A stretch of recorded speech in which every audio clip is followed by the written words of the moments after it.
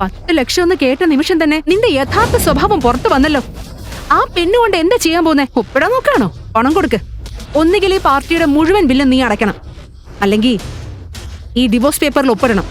അപ്പോഴാണ് മാനേജർ ഇഷാന്റെ കയ്യിൽ നിന്ന് ബിൽ തിരികെ വാങ്ങി കാമിനിയെ ഞെട്ടിച്ച ഒരു കാര്യം പറഞ്ഞത്.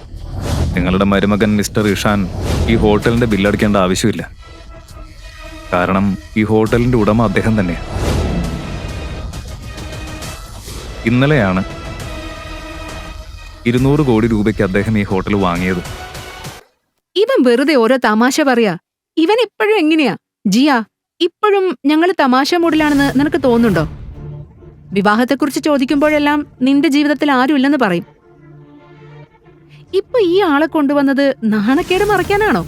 ഇവര് രണ്ടുപേരും ഇവിടെ വന്നത് മുതൽ അവരുടെ കണ്ണുകളിൽ യാതൊരു ബന്ധവും ഇല്ലെന്ന് നിങ്ങൾക്ക് തോന്നുന്നില്ലേ? ഐ മീൻ, ഇവർക്കിടയിൽ യാതൊരു ഫീലിങ്സും ഇല്ല അല്ലെ? ആർക്കും അങ്ങനെ തോന്നിയില്ലേ? ആരെങ്കിലും കണ്ടോ? ഇല്ല, ഒരു സ്പാർക്കും ഇല്ല ഇവർക്ക്.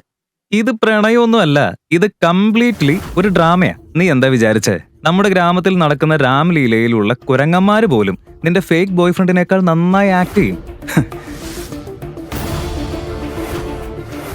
ജിയ, നമുക്ക് ഈ വഴക്കൊക്കെ നിർത്താം. ഞാൻ നിന്നെ കെയർ ചെയ്യും. എനിക്ക് നിന്നോടൊപ്പം ജീവിക്കണം. ഞാൻ നിന്റെ കൂടെയുണ്ട്. എന്ത് പ്രശ്നമായാലും പറയേ. ഇവൻ നിന്നെ ബുദ്ധിമുട്ടിക്കുന്നുണ്ടല്ലേ? നീ എത്ര സ്വീറ്റാ, എത്ര ബ്യൂട്ടിഫുൾ, എത്ര ഡെലിക്കേറ്റ്. ഇവൻ നിന്നിൽ നിന്ന് എന്തെങ്കിലും കണ്ടിട്ടുണ്ടാകുമെന്ന് ഉറപ്പാണ്. നിന്റെ ഈ മനോഹരമായ കണ്ണുകളും ഈ ലിപ്സും. എനിക്ക് തോന്നുന്നത് ഇവന് വേണ്ടത് നിന്റെ പണമാണെന്നാണ്.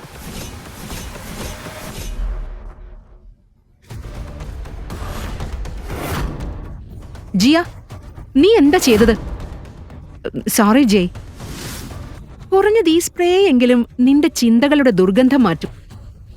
ജിയ, ഇത് നീ ആയതുകൊണ്ട് ഞാൻ ഒന്നും പറയുന്നില്ല. ഈ ലോകത്തില് റിജക്ട് ചെയ്യപ്പെട്ടവരും കൺഫ്യൂസ്ഡ് ആയവരും വൾണറബിൾ ആയവരും ഇതേ ടേപ്പ് വീണ്ടും വീണ്ടും പ്ലേ ചെയ്യും.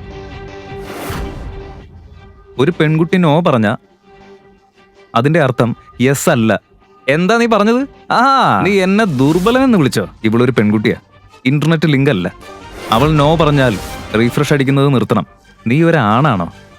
ആണെങ്കിൽ ഒരാണിനെ പോലെ സംസാരിക്കും. ഇനി ഒരിക്കൽ കൂടി നീ ജിയെ തൊട്ട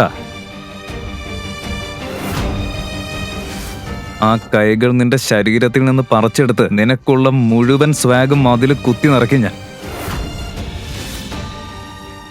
she is not your property and don't you dare touch her again. ദാരിദ്ര്യത്തിലും നിസ്സഹായതയിലും മലിനമായ തെരുവുകളിലും വളർന്ന ഒരു ഭിക്ഷക്കാരന് പോലും എന്നെ ബഹുമാനിക്കാൻ അറിയാം. പക്ഷേ ഈ ജയരാജ് എന്റെ കൂടെ വളർന്നവനായിട്ടും എന്നെ ബഹുമാനിക്കാൻ പോയിട്ട് ഒന്നും മനസ്സിലാക്കാൻ പോലും അവന് കഴിയില്ല. ഞാൻ നിങ്ങളോട് കള്ളം പറയില്ല മോം. സത്യത്തിൽ എന്റെ യഥാർത്ഥ പേര് ഇഷാൻ ആവ.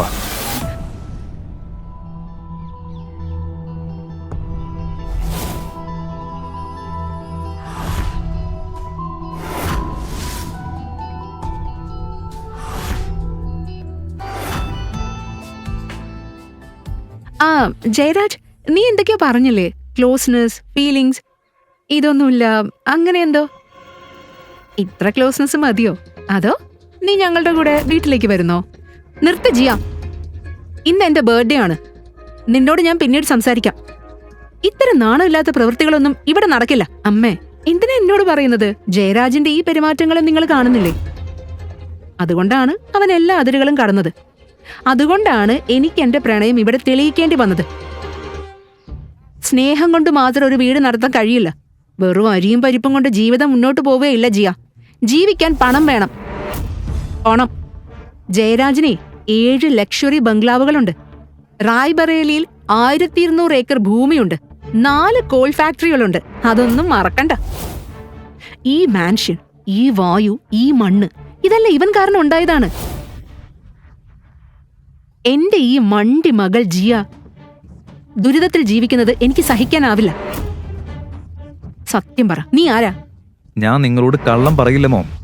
എന്റെ യഥാർത്ഥ പേര് ഇഷാൻ അവസ്ഥയല്ല, ഇഷാൻ അസ്രാണിയാണ്. ലൊസാല കാസിന്റെ ഉടമയും അസ്രാണി ഇൻഡസ്ട്രീസിന്റെ ഉടമയും ഞാൻ തന്നെ. യഥാർത്ഥ കാർ ഗുരു ഞാനാ. ജയ്ക്ക് സമ്മതമാണെങ്കിൽ ഞാൻ അവളെ വിവാഹം കഴിക്കാൻ തയ്യാറാണ്.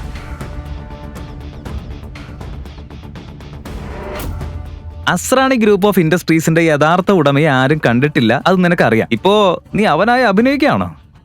മതി. സത്യത്തിലേ ഇവന് കാർ ഓടിക്കാൻ പോലും അറിയില്ല. നിനക്ക് കാർ ഓടിക്കാൻ അറിയാമോ? കാർ ഓടിക്കാനും അറിയാം, അത് ഉണ്ടാക്കാനും അറിയാം.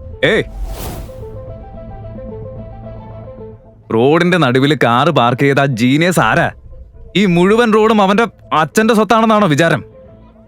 ആരാ അത്?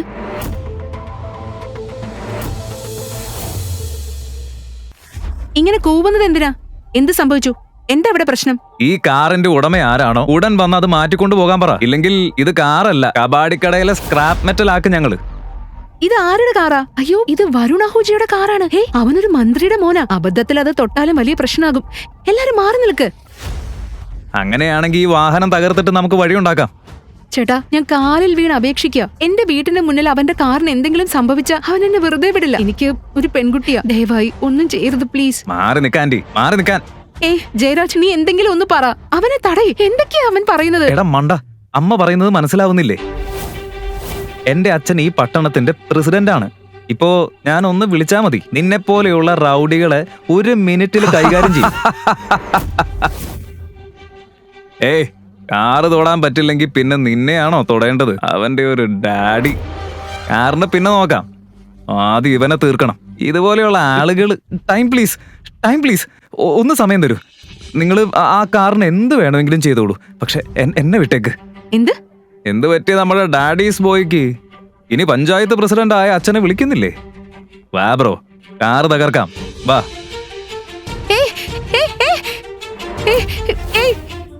എന്താ ചെയ്യുന്നത്? നിർത്ത്.